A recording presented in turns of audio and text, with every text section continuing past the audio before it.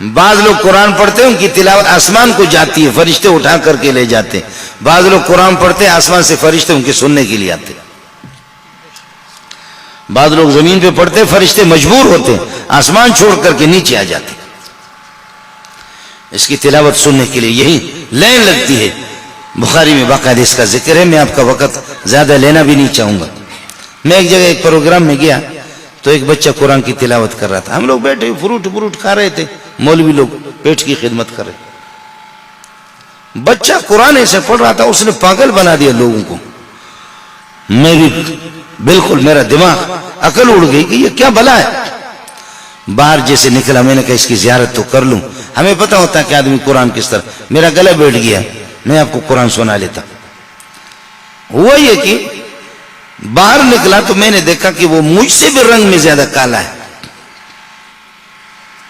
12-13 سال کا بچہ. جب وہ فارغ ہو گیا اس کو میں نے بلایا، بچہ آپ نے کیا پڑھا ہے؟ کہا کہ جی استاد جی میں نے حفظ بھی کیا اور سبع عشرہ قراتیں میں نے پڑھی. اب سبع عشرہ یہ جتنے بڑے بڑے مولوی ہیں یہ سبع عشرہ نہیں ہے، کوئی بھی نہیں. یہ 21 عشرہ 22 عشرہ ہے، کوئی ان میں سے سبع عشرہ نہیں ہے. سمجھے؟ وہ جامع گزرا یا دوسرا گزرا قاری سے فراناس کوئی بھی نہیں ہے. سبع عشرہ مشرہ کچھ بھی نہیں ہے.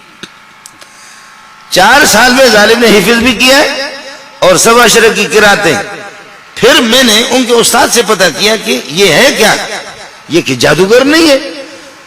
استاد جی نے کہا، ان کے استاد نے، استاد پٹھان تھا، انہوں نے کہا کہ مولوی صاحب بخدا اس بچے کو آج تک ہم سمجھ نہیں سکے کہ یہ جن ہے یا فرشتہ ہے یا انسان ہے. کیا اس کی ذکاوت ہے، کیا اس کی حروف کی ادائیگی ہے اور کیا اس کی آواز ہے. ہم خود اساتذہ اس پر حیران ہیں. رنگ آپ بھی دیکھ رہے میں بھی دیکھ رہا ہوں. میں نے کہا کہ بچہ آپ کہاں کے؟ کہنے لگے سرباز کا ہوں. ایران میں ایک صوبہ ہے سرباز کا ہوں. کب سے یہاں پڑھ رہے؟ کہنے لگے 4 سال سے پڑھ رہا ہوں، یہ سب کچھ پڑھا ہے. تو پھر میں نے بلوچی شروع کی اس کے ساتھ. میں نے کہا ملک کا نرفتگی، آپ پھر ملک نہیں گئے؟ کہنے لگے استاد جی نشتگوں نرفتگوں. فارسی اور بلوچی ہماری زبان ایک ہے. جی نرفتگوں. میں نہیں گیا. میں نے کہا کیوں نہیں گئے؟ خاموش. میں نے کہا کیوں نہیں گئے؟ خاموش. پھر میں نے کہا کیوں نہیں گئے؟ میری حماقت بھی دیکھو، اب اصل بیوقوف تو میں ہوں، سمجھ نہیں رہا ہوں. کیوں نہیں گئے؟ تو میں نے دیکھا اس کے آنسو آ رہے ہیں. اس سوال کا جواب ان کے پاس نہیں تھا. آخر کار مجبور ہو کر کے دیکھا کہ یہ مولوی الو سمجھتا نہیں ہے. کہنے لگے استاد جی کس کے پاس جاؤں؟ میرے ماں باپ نہیں، میں یتیم ہوں. میرے ماں باپ کی میں نے شکلیں نہیں دیکھی. اللہ کا دین ہے، اللہ کا دین ہے. خدا جس کو نوازے، جن کے بچے حافظ ہیں، جن کے بچے عالم ہیں، جن کے گھروں میں قرآن کی تلاوت ہوتی ہے، وہ خدا کا شکر ادا کرے. 10-15 افراد ایک گھر میں رہ رہے، اگر ایک میری بیٹی اور ایک میری بھتیجی اور ایک اللہ آپ کا بھلا کریے کہ ایک میرا بھتیجا، آپ کا کوئی بچہ یاسین شریف کی اگر تلاوت کرے، یہ بہت بڑی بات ہے. اور اگر پورے گھر میں ٹیلی ویژن ہے، اسی گھر میں مزے کی بات یہ اسی گھر میں اس کے تاکچے میں قرآن بھی رکھا ہے اور ادھر ٹیلی ویژن بھی رکھا ہے. وہ غیرت والی ذات ہے اور وہ غیرت والے ذات کا کلام ہے. وہ کہتے ہیں یا اس بے غیرت کو نکال یا مجھے نکال. تمہارے پورے خاندان کی نگاہیں اس پر لگی ہوئی ہے، لیکن مجھے تو مہینوں کے مہینے کوئی کھولتا دیکھتا بھی نہیں ہے. اور ان ننگی تصویروں کو ادھر دکھا بھی رہے ہو سب کچھ، یا مجھے نکالو یا اس کو نکالو.